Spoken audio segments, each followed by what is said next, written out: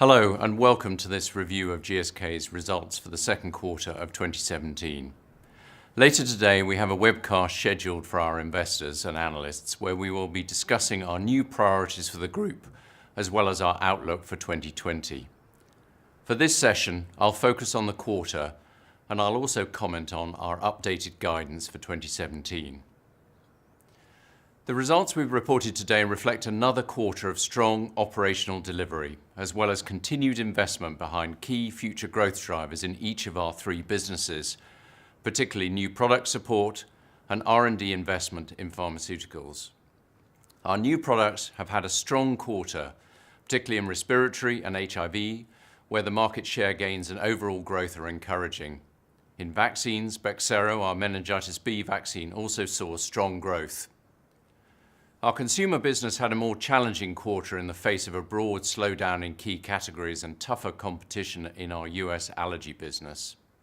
Reported growth was also impacted by approximately 2% from divestments and destocking ahead of GST in India.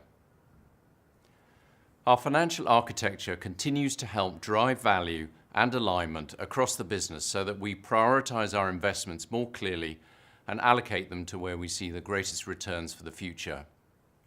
This includes reallocation of existing funding as well as additional spend to our highest priorities, new products, new launches, and advancing the R&D pipeline. In line with these priorities, we've stepped up pharma R&D spending over the last several quarters.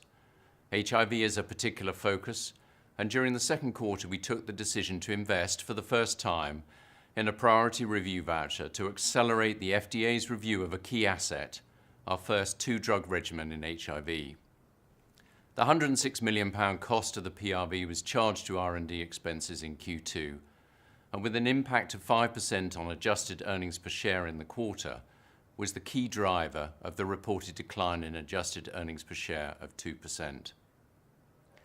The cost of the PRV and the acceleration of certain other pre-launch investments also impact the full-year outlook for 2017, and we have updated our guidance for the full year as a result.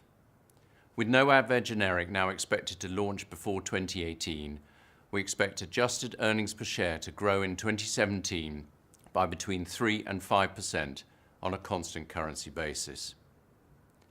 Looking further ahead, the commercial environment remains highly competitive, especially in our respiratory business, where we are also seeing continued pricing pressures. We're in the middle of the contracting round for 2018, and every indication suggests that as we move into next year, there'll be no let-up in the pricing pressures both for Advair, but also the new Ellipta respiratory products, as payers anticipate an Advair generic sometime in 2018.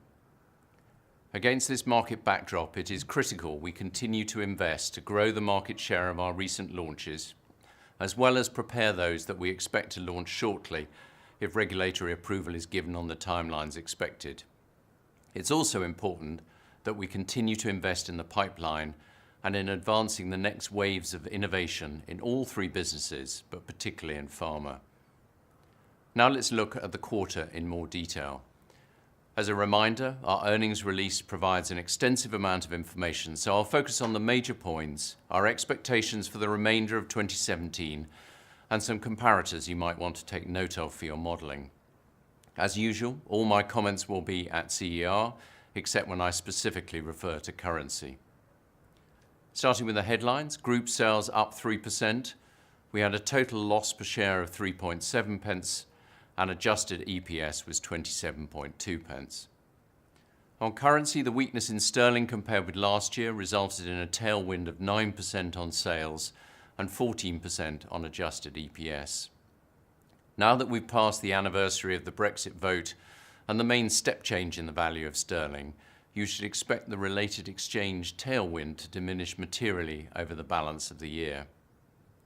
If exchange rates were to remain in line with rates at the end of the second quarter, we would expect the full-year tailwind to adjusted EPS from currency to be approximately 8%. Looking now at our total results, these include some significant charges that reflect better prospects for the group and the implementation of our new business priorities. Specifically, we have again increased the estimated valuations of our consumer and HIV businesses, as well as the level of contingent consideration we expect to pay to Shionogi in relation to the HIV business and to Novartis as the next vaccines milestone becomes more likely. A reminder, this relates to non-US sales of Bexsero, which are clearly growing strongly. Total results this quarter also include charges of around £450 million relating to our decision to withdraw support for Tansium over the next 12 months or so. The rest of my comments will be on our adjusted results. Turning to the top line, this quarter's growth of 3% was driven by continued momentum in the pharmaceuticals and vaccines business. Sales within the pharma business were up 3%, despite a drag of 2 percentage points from the Aspen and Romania disposals. Growth from new products significantly exceeded the declines in sales of older products in the portfolio. Within respiratory, growth of the new products, the Ellipta portfolio and Nucala, more than offset the decline in Seretide Advair, helping to deliver global respiratory sales growth of 4%. We continue to prepare for the launch of our closed triple, which is on track for a potential approval later this year. This will be a key addition to the Ellipta portfolio, but do not expect significant sales before 2018, when we expect a steady build as we move beyond the initial launch phase. On Seretide Advair specifically, with no substitutable generic entry expected this year in the US, we continue to expect a decline of 15 to 20% globally this year, with the US in line with this range, but Europe more at the 20% end. Advair's first half decline in the US was 12%, but please keep in mind this included the benefit of favourable RER true-up adjustments, which are not expecting to recur during the second half of the year. The net impact of true-ups across US respiratory was broadly neutral, as other products such as Ventolin had unfavourable adjustments. Moving to our HIV products, overall our HIV portfolio grew 17% in Q2. The strong growth was again driven by the continued increase in market shares for Triomec and Tivicay. In the US, dolutegravir remains the number one core agent. Epzicom Covexa continues to decline as a result of generic competition in Europe. Established pharmaceuticals, which includes most of our off-patent products, declined by 7% in Q2, including a headwind from disposals of 4% and a tough comparator for Avodart in the US due to a favourable true-up in Q2 2016. Avodart is expected to encounter generic competition throughout most of Europe over the second half. I continue to expect the overall rate of decline for established products to be in the mid to high single-digit range for the rest of the year, including the impact of divestments. Moving to vaccines, sales were up 5%. This mainly reflects a continued strong performance from the meningitis portfolio, particularly for Bexsero. Good growth in hepatitis sales in the US due in part to a competitor supply issue and some favourable CDC stockpile movements compared to Q2 last year. These positives helped to offset the impact on growth from the reversal of the phasing benefits of shipments in Q1 that we highlighted in April, as well as an increased returns provision for Rotarix. As I've said before, vaccine sales are often lumpy. Q3 last year grew 20% with the benefit of a very strong flu season and some phasing, and so the business will have a tough comp looking into Q3. The momentum in the business continues to give us confidence in the mid to high single-digit outlook for sales CAGR over the medium term. But remember, the 2016 12% pro forma growth for the full year is also a tough comparator for this year. We continue to expect regulatory decisions on Shingrix in the US and Europe in Q4 2017. We remain excited about the prospects for this product, and launch preparations are well underway.